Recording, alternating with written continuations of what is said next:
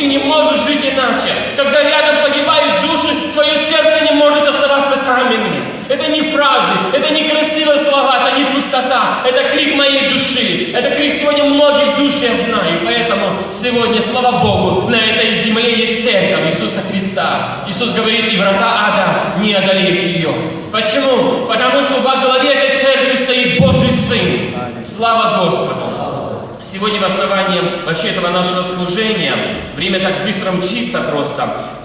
Место Писания только одно прочитаю, которое брат Иван уже зачитывал передо мной. «И проповедано быть во имя Его покаянию и прощению грехов во всех народах, начиная с Иерусалима. И проповедано быть во имя Его, во имя Иисуса».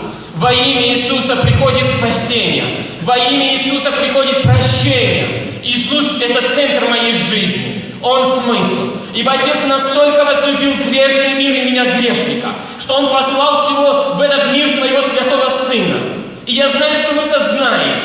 Поэтому я не хочу вас учить. Вы, может, 1000 раз знаете, больше меня будете благословены, еще больше знаете.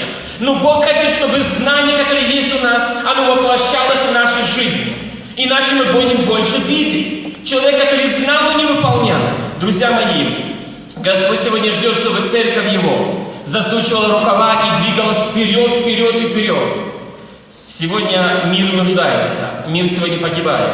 И поэтому я благодарен Богу за то, что Бог сегодня использует свою церковь для того, чтобы те люди, которые стоят на краю пропасти, чтобы они повернулись к Иисусу Христу.